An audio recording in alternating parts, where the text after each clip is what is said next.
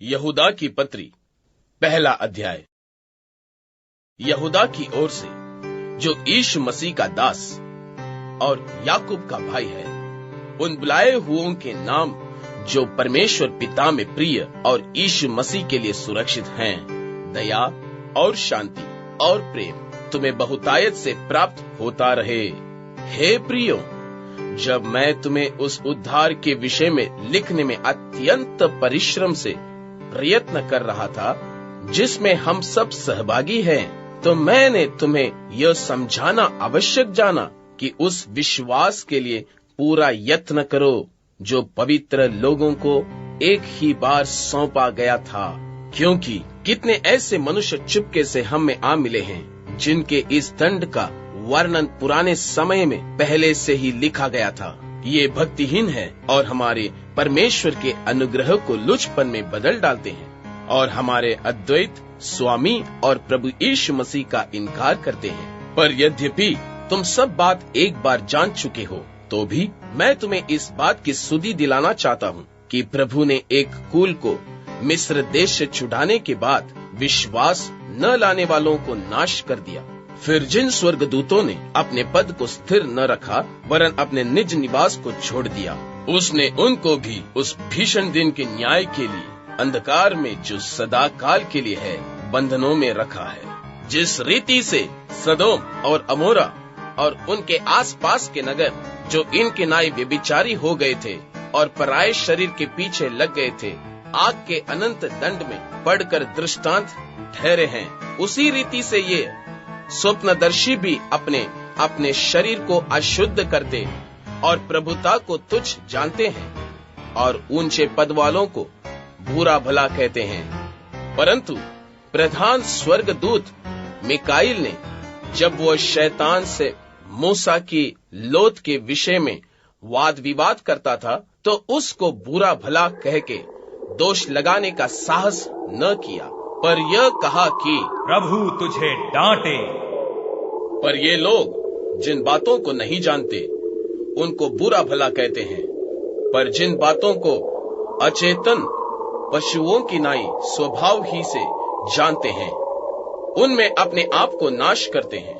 उन पर हाय कि वे कैन की सी चाल चले और मजदूरी के लिए बिलाम की नाई भ्रष्ट हो गए हैं और कोरह की नाई विरोध करके नाश हुए हैं।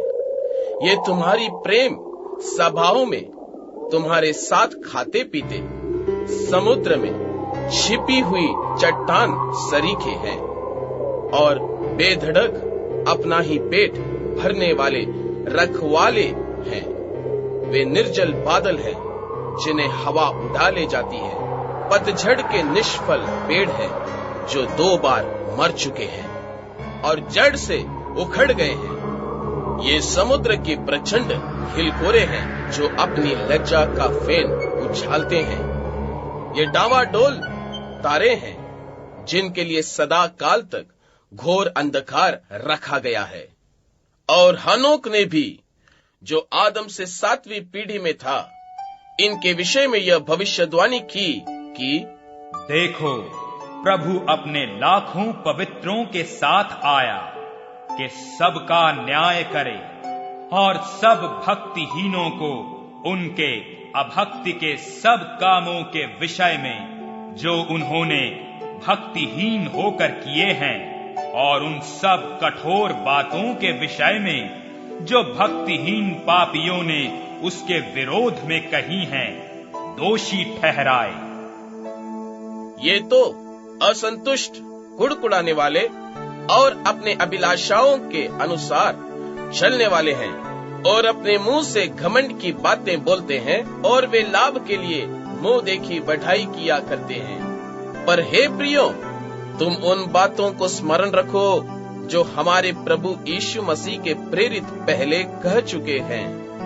वे तुमसे कहा करते थे कि पिछले दिनों में ऐसे ठट्ठा करने वाले होंगे जो अपने अभक्ति के अभिलाषाओं के अनुसार चलेंगे। ये तो वे हैं जो फुट डालते हैं, ये शारीरिक लोग हैं जिनमें आत्मा नहीं।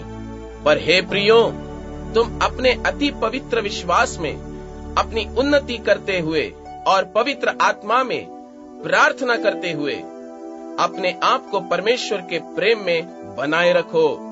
अनंत जीवन के लिए हमारे प्रभु यीशु मसीह की दया की आशा देखते रहो और उन पर जो शंका में है दया करो और बहुतों को आग में से झपट कर निकालो और बहुतों पर भय के साथ दया करो, वरन उस वस्त्र से भी घृणा करो जो शरीर के द्वारा कलंकित हो गया है।